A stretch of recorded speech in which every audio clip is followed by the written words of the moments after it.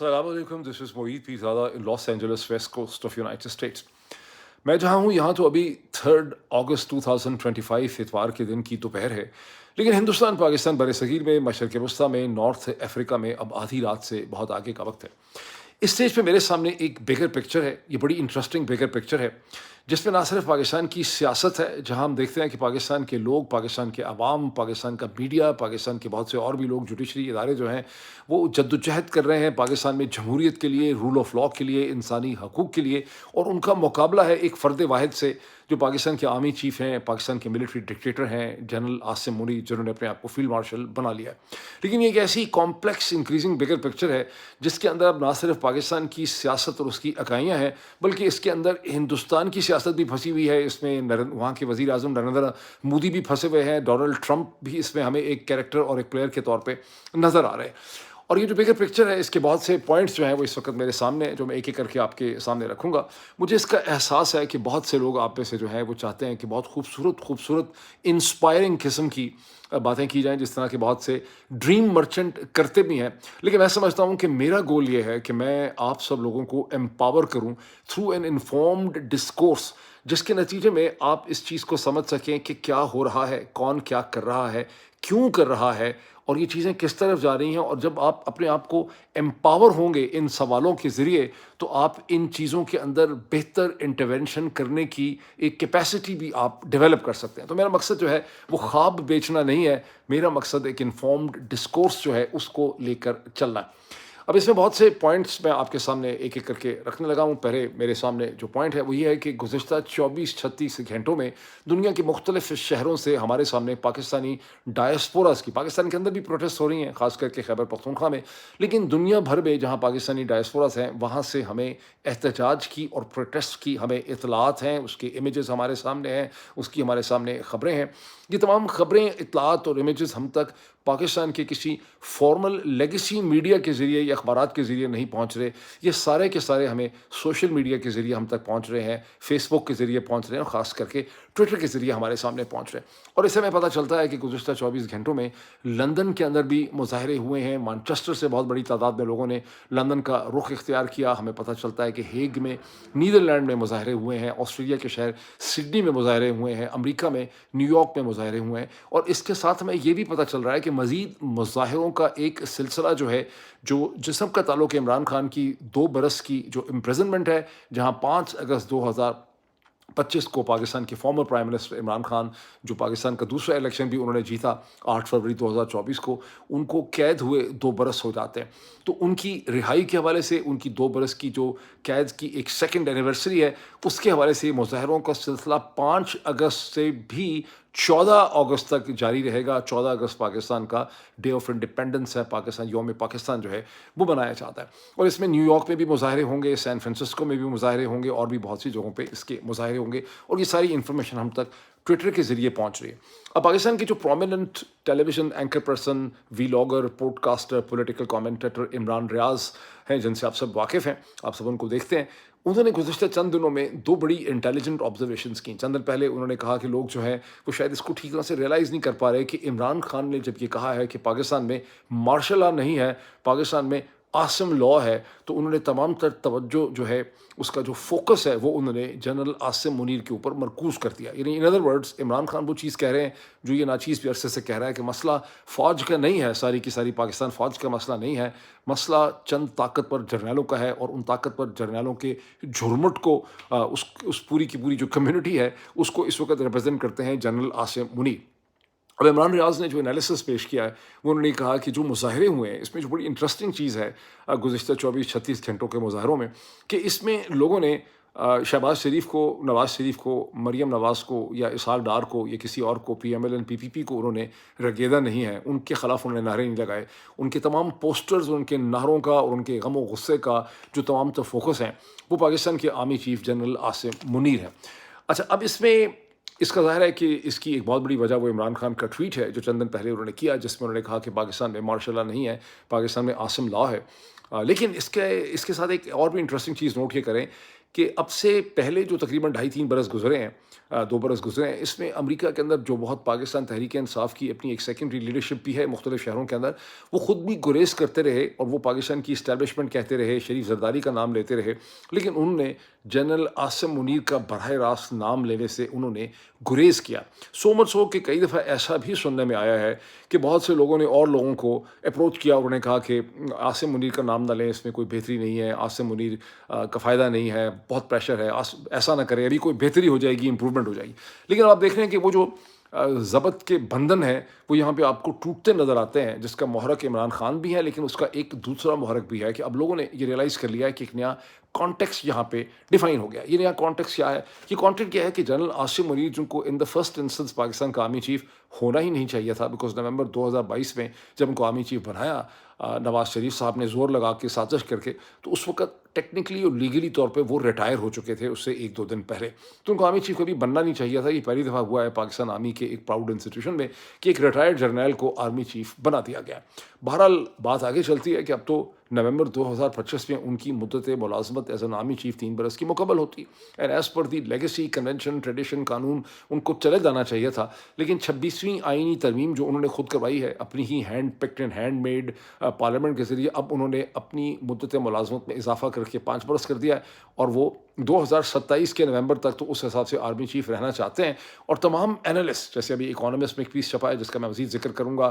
یا اور بھی جتنے لوگ ہیں وہ سب سمجھتے ہیں کہ اب جنرل عاصم منیر یہ سمجھتے ہیں کہ میں تحت قیامت، یعنی جب تک پاکستان ہے، یہ ختم نہیں ہوتی ریاست، یا دنیا چاند ستارے رہیں گے، میں نے پاکستان کا آرمی چیف ہی رہنا ہے، میں نے پاکستان کے لوگوں کی جان نہیں چھوڑنی. تو اس وقت ایک سینس آف ڈیسپریشن بھی ہے پاکستان کے سیاسی حلقوں میں، بھی ڈیسپریشن ہے، خواہ وہ تحریک تحفظ آئین پاکستان کی لیڈرشپ ہو، پاکستان تحریک انصاف کی لیڈرشپ ہو، پاکستان کی میڈیا کے لوگ ہوں، کامنٹیٹرز ہوں، پاکستان کی فوج کے اندر بھی یہ فیلنگ ہے، جوڈیشری کے اندر بھی فیلنگ ہے، عوام میں بھی فیلنگ ہے کہ جنرل عاصم منیر، اس سے بہتر کیا چیز ہو سکتی ہے کہ کوئی ایسا پریشر ڈیولپ ہو جائے، کوئی ایسا نیریٹو بن جائے کہ جنرل عاصم منیر کو تھوڑی سی شرم آ جائے، وہ کہیں کہ چلو میں پاکستان پہ کے لوگوں پہ مہربانی کر دوں، میں ملک اور قوم کے، پاکستان کے، ریاست کے وسیع تر مفاد میں ہی کہیں چلا جاتا ہوں، کچھ اپنے لے لیتا ہوں ریٹائرمنٹ کے لیے چند ارب روپے، اس کے بعد میں کہیں آسٹریلیا کے اندر یا بیلجیم کے اندر یا امریکہ میں یا کینیڈا میں کہیں میں ایک اچھی ریٹائرمنٹ کی زندگی، گولف کورس وغیرہ اپنا بنا لوں گا، اپنا کلب وہیں میں ریٹائرمنٹ کی زندگی گزارتا ہوں. تو یہ بہت بڑی ایک لوگوں کی خواہش ہو سکتی ہے، لیکن جنرل عاصم منیر کا اس وقت کوئی اس قسم کا ارادہ جو ہے وہ بالکل بھی نظر نہیں آ رہا. بل یہ اس کا کانٹیکسٹ ہے. اب یہ جو پاکستان کا رجیم ہے، شریف زرداری عاصم رجیم، اس کی یہ بہت بڑی کامیابی ہے کہ انہوں نے، ہم یہ چاہتے ہیں کہ لوگ فوج کے خلاف نعرے مارے، کیونکہ جو لوگ فوج کو برا بھلا کہتے ہیں، وہ کہتے ہیں سب کچھ فوج کر رہی ہے، کرپٹ ہیں، یہ ہے، ڈی ایچ اے ہے، تو اس سے در حقیقت ان کو تقویت اس لیے ملتی ہے کہ فوج کے جو افسر اور جوان ہیں، جو لیوٹیننٹ ہیں، جو کیپٹن ہیں، جو میجر ہے، جو کرنل ہے، ان کو آپ یہ بتا سکتے ہیں کہ یہ پاکستان تحریک انصاف، یہ لوگ، یہ میڈیا، یہ وی لاگرز، یہ پوڈ کاسٹ سارے کے سارے در حقیقت فوج کے خلاف ہیں، ان کو ہندوستان نے پالا ہوا ہے، ان کو اسرائیل جو ہے وہ پتہ نہیں ان کو فیڈ کر رہا ہے، ان کو سی آئی اے فیڈ کر رہی ہے. اور اصل میں جو کہانی ہے وہ چند طاقتور اشخاص کی ہے جنہوں نے پاکستان کی ریاست کے ڈھانچے، فوج سمیت اس کے اوپر قبضہ کیا ہوا ہے. فوج پاکستان کی جو ہے وہ ہائی جیک ہو چکی ہے، پاکستان کے لوگوں کے اور پاکستان کی ریاست کے بیسٹ انٹرسٹ کے خلاف اسے یہ جرنیل جو ہیں وہ استعمال کر رہے ہیں. تو اگر ایک طرف لوگوں کی خواہش ہے ریپرزینٹڈ بائی عمران خان اور پاکستان تحریک انصاف کی جنرل عاصم منیر کو کسی طرح سے گھر بھیجا رہا ہے، دوسری طرف جنرل عاصم منیر کا بھی ایک اسٹریٹجک گیم پلان ہے جس کی بہت سی تفصیلات میں بھی آپ کے ساتھ شیئر کرنے والا ہوں. لیکن اس سے پہلے کہ میں جنرل عاصم منیر کا جو گیم پلان ہے اپنے اقتدار کو بقا دینے کے لیے، اس کو آگے بڑھانے کے، اس کی میں تفصیلات آپ سے شیئر کروں، تھوڑا سا ذکر میں عمران خان کے صاحبزادوں کا، سلیمان خان اور قاسم خان کا بھی کر دوں، جن کے ویزا کی اپلیکیشن اور ان کے نائکاپ کارڈز کے رینیو کی اپلیکیشن جو ہے وہ پاکستان کا جو ہائی کمیشن ہے لندن، جہاں پاکستان کے ایک بہت ہی کیپیبل ڈپلومیٹ اسے ہیڈ کرتے ہیں، ہائی کمیشنر جناب ڈاکٹر فیصل، بڑے کیپیبل ہیں، ان کے پاس ان کی اپلیکیشن ہے. ساری دنیا ان کو فون کر کے کہہ رہی ہے، ان کو لوگ بہت کہتے ہیں کہ بھائی آپ کیوں نہیں دے دیتے ویزا، ان کے جاننے والے بھی بہت ہیں، برطانیہ میں بھی آگے پیچھے بھی ہیں. اور ڈاکٹر فیصل سب کو کہتے ہیں کہ بھائی میں نے اس کی اپروول لینا ہے، میں خود سے ایشو نہیں کر سکتا، اور میں نے منسٹری آف انٹیریئر سے میں نے اپروول جو ہے اس کا لینا ہے.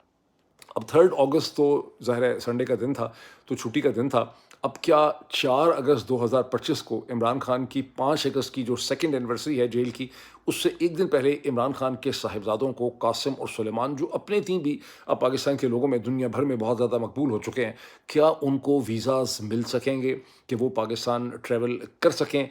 5 اگست کے لیے؟ یہ ایک بہت بڑا سوال ہے جو تمام ذہنوں میں ہے. اس میں اگر آپ پوزیشنز دیکھیں ریپیٹڈلی جو پاکستان کے منسٹرز ہیں اس وقت، جو اسٹیٹ منسٹر فار انٹیریئر ہیں جناب طلال چودھری صاحب، یا آپ جو منسٹر ہیں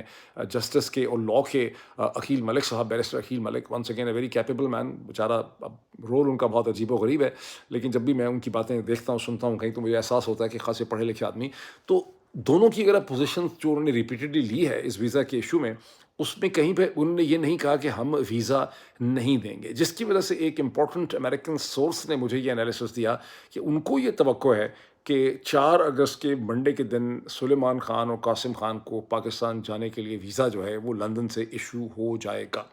میرا ویسے ذاتی طور پہ خیال ہے کہ رجیم جو ہے شریف زرداری عاصم رجیم، اس کے سامنے ایک خاصا گمبھیر قسم کا چیلنج ہے، اور وہ گمبھیر چیلنج یہ ہے کہ اگر عمران خان کے صاحبزادے جب ایئرپورٹ پہ لینڈ کرتے ہیں، لاہور آتے ہیں یا اسلام آباد آتے ہیں، تو خاصی بڑی تعداد میں کاؤنٹلیس تھاؤزنڈس بہت آسانی سے وہاں پہ جمع ہو جائیں گے. میں لاکھوں کی بات نہیں کرتا، لیکن میرا خیال ہے کہ 10 15 20 ہزار لوگ تو کوئی مسئلہ ہی نہیں ہے جو ان کا استقبال کرنے کے لیے اکٹھے ہو جائیں گے. اور 10 15 20 25 30 ہزار لوگ جو ہیں وہ بہت بڑے ہوتے ہیں، لوگ اس کو بڑھا چڑھا دیتے ہیں. مینار پاکستان روایتی طور پہ اگر آپ نے بھرنا ہو تو 65 ہزار 70 ہزار لوگوں سے آپ اس کو بھر سکتے ہیں as per the actual capacity جو پولیس اس کی ایسٹیمیٹ کرتی ہے. تو عمران خان کے بیٹوں کے استقبال کے لیے تو 10 15 20 ہزار لوگوں کا اکٹھا ہو جانا کوئی بہت بڑی چیز نہیں ہوگی اگر بہت زیادہ راستہ نہ روکا جائے، مار پیٹ نہ کی جائے. پھر اگر چلیں ایئرپورٹ تک لوگ نہیں بھی آتے، ان کو نہیں بھی آنے دیا جاتا، اور عمران خان کے صاحبزادے اڈیالہ جیل میں جاتے ہیں، عمران خان سے ملاقات کرتے ہیں، آپ کے پاس کوئی ایکسکیوز نہیں ہوگا رجیم کے پاس کہ ان کو ملاقات نہ کرنے دی جائے اگر ویزا ایشو کر دیا ہے. تو جب وہ ملاقات کریں گے اس کے بعد ظاہر ہے وہ پریس کانفرنس کریں گے، لوگوں سے بات کریں گے، وہاں پر بھی بہت بڑی تعداد میں لوگ اکٹھے ہو سکتے ہیں. وہ پریس کانفرنس میں جو کچھ کہیں گے وہ بذات خود بہت بڑی ہیڈ لائنز ہوں گی پاکستان کے اندر، دنیا بھر کے اندر. یہ عین ممکن ہے کہ دنیا کی بہت سی خبر رساں ایجنسیز جو پاکستان میں موجود ہوتی ہیں، جیسے الجزیرہ ہے، جیسے عرب نیوز ہے، جیسے روئٹرز ہے، اور بہت سی ایجنسیز ہیں، AFP ہے، خود پاکستان کے بہت سے اس طرح کے پورٹلز ہیں، سیکنڈری میڈیا آپشنز ہیں، یہ سارے بھی چاہیں گے کہ ان سے بات کریں، ان کا انٹرویو کریں. اچھا، پھر اگر ان کو نہیں کرنے دیا جاتا ہے، سپوز ان کو ڈیٹین کر دیا جاتا ہے، تو بھی دنیا کی ہیڈ لائنز بنیں گی. پھر اگر ان کو ڈیٹین کر دیا جاتا ہے تو پھر بہت سے لیگل ایشوز ہوں گے. اگر وہ ویزا پہ آتے ہیں تو برٹش پاسپورٹ پہ ٹریول کریں گے، برطانوی ہائی کمیشن اور برطانوی گورنمنٹ کو بھی اس میں انوالو ہونا پڑے گا. جب میں ان ساری چیزوں کو دیکھتا ہوں تو مجھے تھوڑا سا شک یہ ہوتا ہے، اب یہ اس کا فیصلہ ہو جانا ہے اگلے 24 گھنٹے میں، کہ ان کو ویزا شاید نہ دیا جائے، یا اس کو مجھے لگتا ہے کہ ڈیلے کر دیا جائے. یہ عین ممکن ہے ڈیلے کر دیا جائے. اور ویزا دینا کس طرح ہے؟ وہ جو ڈاکٹر فیصل جو ہائی کمشنر ہیں، وہ کہتے ہیں کہ بھائی میں تو راہ دیکھ رہا ہوں منسٹری آف انٹیریئر کی اپروول کی. تو پاکستان کے منسٹر آف انٹیریئر کہاں پہ ہیں؟ محسن نقوی صاحب تو امریکہ میں پائے جاتے ہیں، اور وہ محسن نقوی صاحب جو ہیں، میں ان کی آپ سے ذرا تفصیلات شیئر کروں کہ 2 اگست کو جب فلوریڈا کے اندر پرابلی ایک کرکٹ کا میچ ہوا تو وہاں پر محسن نقوی صاحب پائے گئے. اور وہاں کی جو تصویریں اچھا ہاں، جب کیونکہ میں نے پہلے مجھے اس کا کیسے پتہ چلا، میں نے تھوڑی سی اس پہ ریسرچ کی کہ محسن نقوی کہاں ہے. بیکاز جب میں نے وہ تصاویر دیکھی جو پاکستان ایران کی جو میٹنگز ہوئی ہیں، جس میں شہباز شریف صاحب کی، آصف علی زرداری کی، منسٹرز کی لمبی چوڑی میٹنگ ہوئی ہے، everybody who's who and who in the government of Sharif Zardari Asim regime, وہ ان تصاویر میں موجود تھا. لیکن پاکستان کے انٹیریئر منسٹر محسن نقوی صاحب ان تصاویر کے اندر نظر نہیں آئے. تو پھر میں نے تھوڑا سا فون گھمایا لوگوں سے پوچھنے کے لیے کہ بھائی وہ کہاں پائے جاتے ہیں. کچھ گروک سے میں نے ریسرچ کی، بیکاز گروک کی ساری ریسرچ جو ہے ٹویٹر بیسڈ ہوتی ہے. تو پتہ چلا کہ محسن نقوی صاحب جو ہیں وہ امریکہ میں پائے جاتے ہیں. اور 2 اگست کو فلوریڈا میں جب ایک کرکٹ میچ ہوا تو وہاں پہ محسن نقوی صاحب کو بڑے نعرے سننے پڑے، بیکاز وہاں پر ایک پاکستانی اوریجن بزنس مین ہے سجاد احمد، جو اس حوالے سے ٹویٹ بھی کیے ہیں. وہ ہیں تو سین فرانسسکو کے انٹرپرنر ہیں، عمران خان کے شہدائی ہیں، لیکن وہ ٹریول کر کے وہاں فلوریڈا میں میچ کے لیے گئے ہوئے تھے. وہ دلیر آدمی ہیں. وہاں پہ انہوں نے محسن نقوی صاحب کے سامنے کھڑے ہو کے نعرے لگوائے کہ کون بچائے گا پاکستان، کون بچائے گا پاکستان، عمران خان، عمران خان. محسن نقوی صاحب کے پاس کوئی مجبوری نہیں، ان کو یہ نعرے وغیرہ سننے پڑے. اب سوال ہے کہ محسن نقوی یہ نعرے سننے کے بعد فوری طور پہ کیا پاکستان جہاز کٹا کے جا رہے ہیں، یا وہ یہاں سے امریکہ کی ریاست ٹیکسس کے بہت امپورٹنٹ شہر ہیوسٹن، جو غالباً امریکہ کا آبادی کے اعتبار سے چوتھا بڑا شہر ہے، وہاں جا رہے ہیں، جو امریکہ کی آئل لابی کا بھی بہت امپورٹنٹ سینٹر ہے. اگر وہ جا رہے ہیں تو اس کی کیا وجوہات ہیں، میں بھی چند لمحوں میں آپ کو اس کے اوپر بھی تھوڑی سی میں خامہ فرسائی کرتا ہوں، روشنی ڈالتا ہوں. لیکن پہلے ہم ذرا اسلام آباد کے اندر دیکھیں کہ وہاں کیا صورتحال تھی. اسلام آباد میں سیکنڈ ڈے تھا ایران کے پریزیڈنٹ مسعود پزشکیان اور ایران کے فارن منسٹر عباس اراغچی، جن کے ساتھ ان کے اور بھی بہت سے ملٹری آفیشلز، منسٹرز نے پاکستان ٹریول کیا. بہت بڑا غیر معمولی نوعیت کا یہ ایک ہی ڈیلیگیشن تھا، جہاں مسعود پزشکیان اور عباس اراغچی کی ریپیٹڈ ملاقاتیں ہوئیں. آصف علی زرداری پریزیڈنٹ سے ملاقات ہوئی، شہباز شریف سے ملاقات ہوئی، پوری کیبنٹ سے ملاقات ہوئی. عباس اسحاق ڈار صاحب نے کال اپون کیا. پہلے عباس سرخسی جو ہیں انہوں نے کال اپون کیا, وہ ڈار صاحب کو ملنے کے لیے گئے تھے ایک دن پہلے. اس کے بعد اسحاق ڈار صاحب جو ہیں انہوں نے کال اپون کیا. کال اپون ایک امپورٹنٹ ڈپلومیٹک ٹرم ہے. جب آپ دوسرا جو آفیشیل ہوتا ہے یا جو لیڈر ہوتا ہے, آپ اس کی ریزیڈنس میں یا اس کے آفس میں یا جہاں وہ ٹھہرا ہوتا ہے وہاں آپ جاتے ہیں. That's a mark of respect. آپ بتاتے ہیں, that is basically diplomatic mark of respect کہ کون اس ایکویشن میں کون جو ہے وہ زیادہ امپورٹنٹ. تو اسحاق ڈار صاحب نے مسعود پزشکیان کو کال اپون کیا. لیکن ابھی ذرا ٹھہریں کہ آگے کیا کچھ ہوا. یہ جو میٹنگز ہیں اس میں ہر قسم کی کوئی بھی ایسی ٹرم جو خوبصورت اور اچھی لگتی ہے وہ اس کا ذکر یہاں پہ کیا گیا. اور 12 agreements and memorandum of understandings جو ہیں وہ ایران اور پاکستان کے درمیان میں ان پر دستخط ہوئے ہیں, اور اس میں ہر قسم کی ٹرم استعمال ہو گئی ہے. سو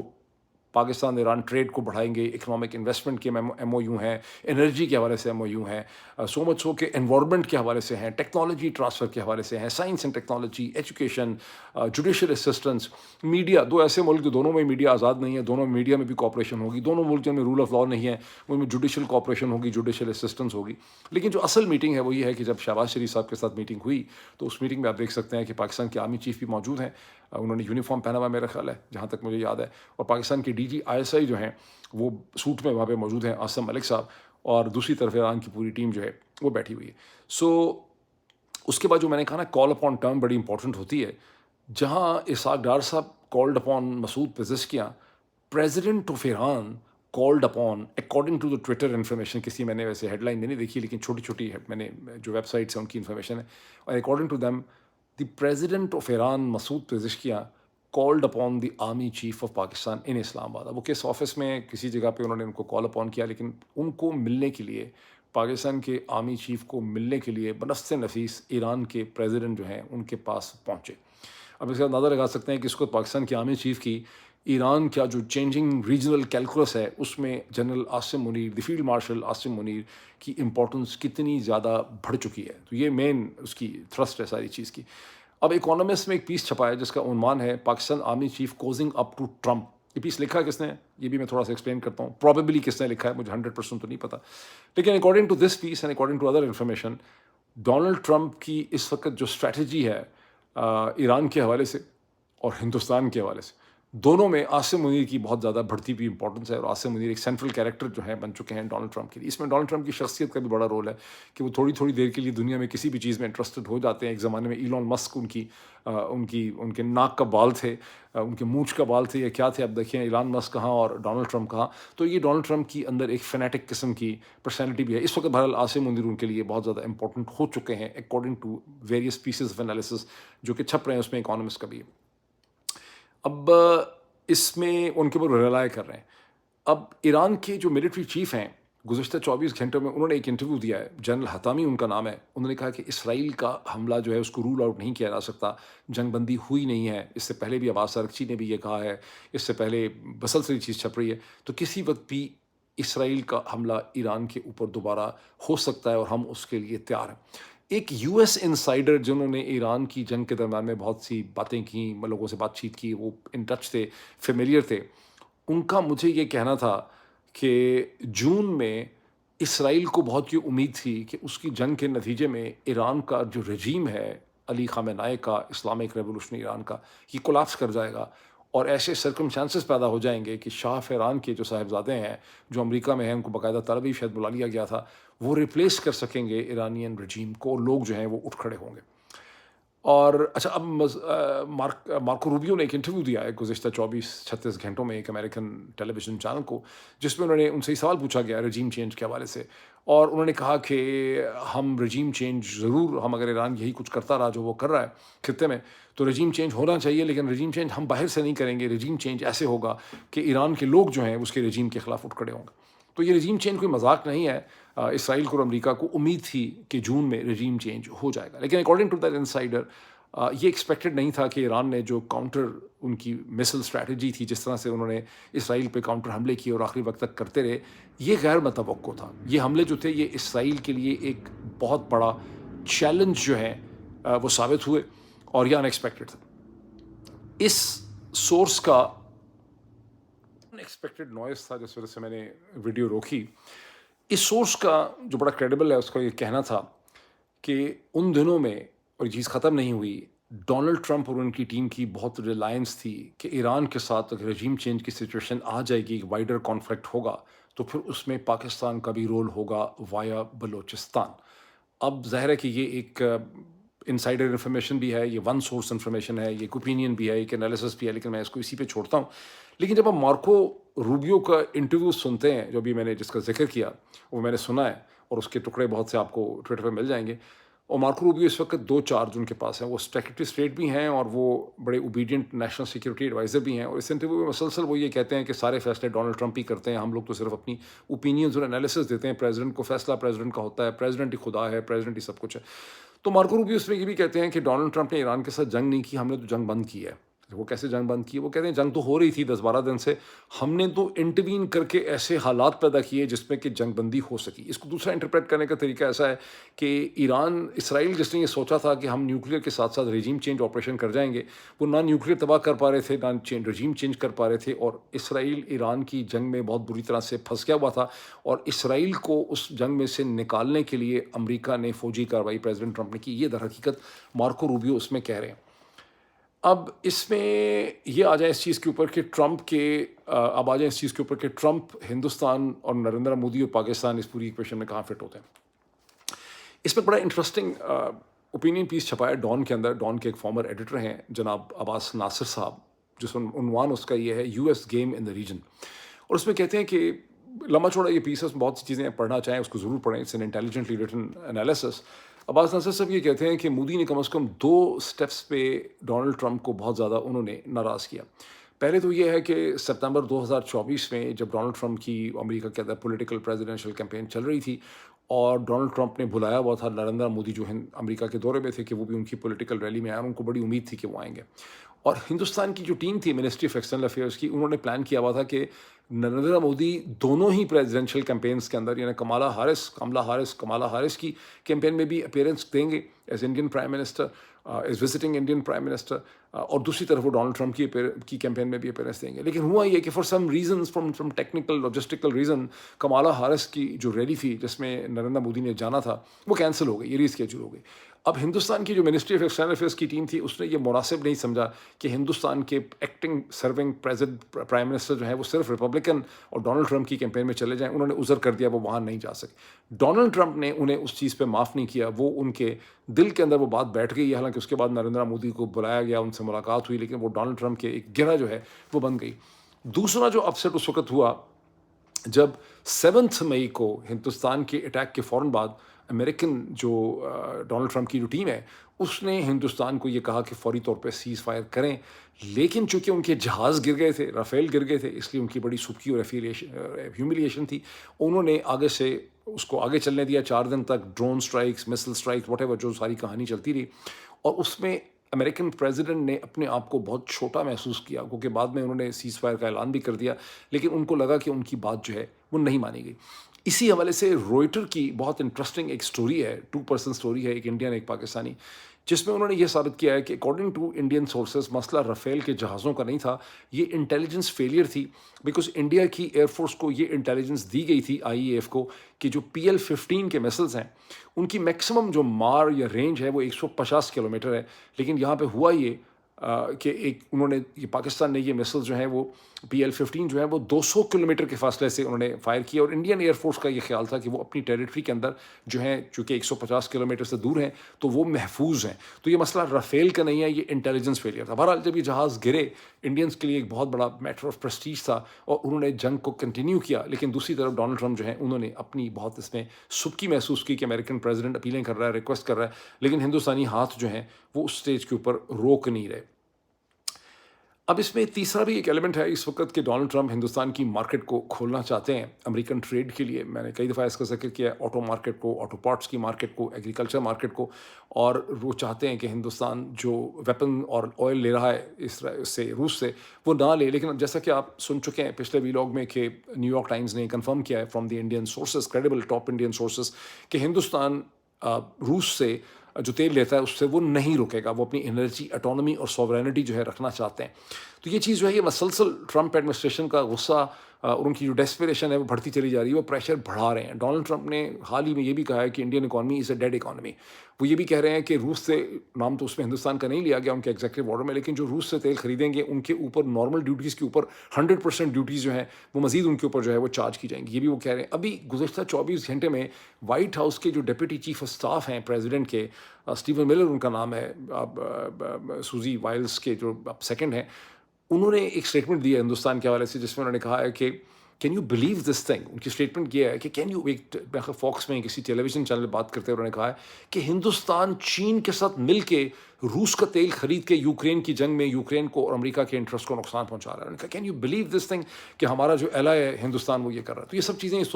شو کرتی ہیں کہ ٹرمپ ایڈمنسٹریشن مسلسل مودی گورنمنٹ کے اوپر اپنا دباؤ جو ہے وہ بڑھا رہی ہے، اور اسی سارے پروسیس کے اندر پاکستان کے army chief general Asim Munir کو ایک بڑے ویلیوبل کاؤنٹر ویٹ ٹول کے طور پہ دیکھا جا رہا ہے. اب ایک بڑی ایسی سچویشن ہے کہ کارگل کی جب جنگ کے بعد سے گزشتہ 26 برس میں یہ پہلی دفعہ ہے کہ آپ اس کو ایک شفٹ کہہ سکتے ہیں امریکن پالیسی کی ٹورڈ ساؤتھ ایشیا، جس میں پاکستان جو ہے وہ فیوریٹ ہے اور انڈیا جو ہے وہ فیوریٹ نہیں ہے. گو کہ 9/11 کے بعد مشرف رجیم کو بہت سپیس ملی تھی. جنرل مشرف کو سڈنلی ان پاپولیرٹی سے وہ پاپولر ہو گئے تھے، لیکن وہ سپیس ملنے میں بھی ہندوستان کو نیگیٹیولی ٹریٹ نہیں کیا گیا تھا. ہندوستان جو ہے اس کو احتیاط سے ڈیل کیا گیا تھا. ہندوستان کے کنسرنس کو سنا گیا تھا. شروع میں نہیں بھی سنا گیا 9/11 میں، لیکن ایسا نہیں ہے کہ کوئی اینٹی انڈیا فیلنگ پائی جاتی تھی. یہاں پر اب اس وقت کی جو پریزیڈینشیل ٹیم ہے یہ مسلسل ایک سلائٹ اینٹی انڈین بائس اور فیلنگ جو ہے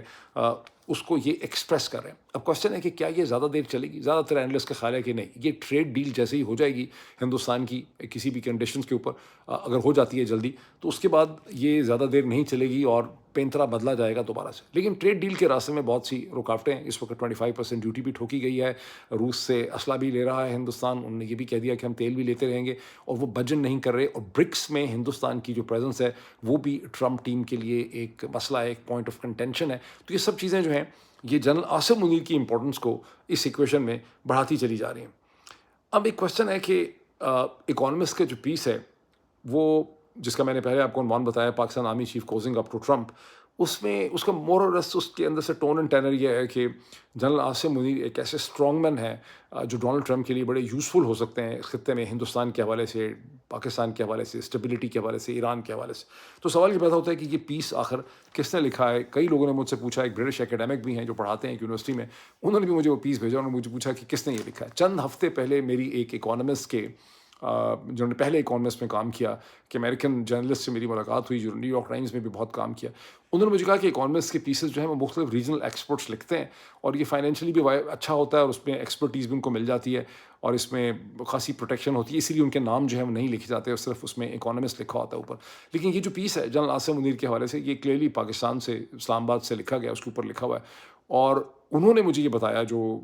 اکانومسٹ کی پرانی جرنلسٹ تھیں اور جو نیو یارک ٹائمز کے ساتھ بھی رہی ہیں، کہ بہت دیر تک نجم سیٹھی صاحب جو ہیں وہ پاکستان سے اکانومسٹ کے پیسز لکھتے رہے ہیں. اب کیا ابھی بھی نجم سیٹھی کے پیسز لکھ رہے ہیں جس میں جنرل عاصم منیر کو بہت طریقے سے مارکیٹ کیا گیا ہے انٹرنیشنل آڈینس کے لیے، یا کوئی اور لکھ رہا ہے؟ یہ مجھے نہیں پتا. لیکن پہلے انہوں نے مجھے یہ بتایا کہ نجم سیٹھی بہت دیر تک ایسے پیسز اکانومسٹ کے لیے لکھتے رہے ہیں.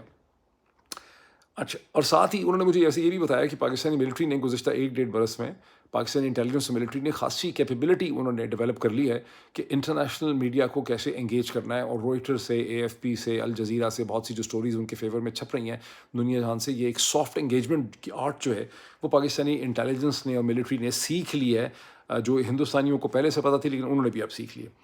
اب آ جائیں محسن نقوی صاحب کی طرف، کہ جو 2 اگست کو فلوریڈا میں پائے گئے، کیا وہ واپس جا رہے ہیں ٹکٹ کٹا کے پاکستان، یا یہاں سے وہ ہیوسٹن جا رہے ہیں؟ اس کی کیا سگنیفیکنس ہمیں نہیں پتا کہ ہیوسٹن جا رہے ہیں یا نہیں جا رہے، لیکن اس کی سگنیفیکنس یہ ہے کہ ٹویٹر سے ہمیں پتہ چل رہا ہے کہ ہیوسٹن کے اندر 7 یا 9 اگست کو یہ کلیم کیا جا رہا ہے، یہ بھی کنفرم نہیں ہے، کسی پاکستانی اخبار میں نہیں ہے، کہیں پہ بھی نہیں ہے، ہندوستانی اخباروں میں بھی نہیں ہے، لیکن ٹویٹر سے یہ کلیم کیا جا رہا ہے کہ پاکستان کے آرمی چیف فیلڈ مارشل جناب والا عاصم منیر صاحب جو ہیں وہ ہیوسٹن پہنچ رہے ہیں، امریکہ کے چوتھے بڑے غالباً شہر کے اندر، جو امریکہ کی آئل لابی کا سینٹر ہے. اور یہ جو ایونٹ ہے، یہ طاہر جاوید صاحب جو پاکستانی ڈائسپورا کی ایک امپورٹنٹ پرو ملٹری یا پرو PMLN شخصیت ہیں، بزنس مین ہیں، وہ اس کو آرگنائز کر رہے ہیں. اور کوشش یہاں پر یہ ہے کہ جاوید انور صاحب جو آئل میگنیٹ ہیں جو کسی زمانے میں عمران خان کو بہت سپورٹ کرتے رہے، ان کی فنڈنگ کرتے رہے، ان کو بھی اس میں بلایا جائے. اسی طرح سے شیخانی صاحب، ڈاکٹر شیخانی جو پہلے اپنا کے پریزیڈنٹ رہ چکے ہیں آج سے 6 7 8 برس پہلے، ان کو بھی بلایا. اس طرح سے بہت سے لوگوں کو بلایا جائے. اچھا، اب پرپز کیا ہے؟ پرپز کیا صرف جاوید انور سے یا شیخانی صاحب سے ملنا ہے یا پاکستانیوں سے ملنا ہے؟ پروبیبلی ہمیں نہیں پتا کہ پرپز کیا ہے، لیکن کچھ اس میں قیاس یہ ہے کہ ہیوسٹن جو ہے وہ چونکہ آئل لابی کا سینٹر ہے، اور جو پہلے لابسٹ تھے پاکستان آرمی کے، اسٹیون پین، وہ بھی آئل ایگزیکٹو تھے، یعنی آئل مین تھے. اس طرح سے اور بھی بہت سے لوگ جو ریپبلکنز ہیں وہ سب آئل مین ہیں. تو یہاں جنرل عاصم منیر جو ہیں وہ امریکہ کی آئل لابی کو، ریپبلکن لابی کو ملاقات کریں گے، ان کو انگیج کرنے کی کوشش کریں گے.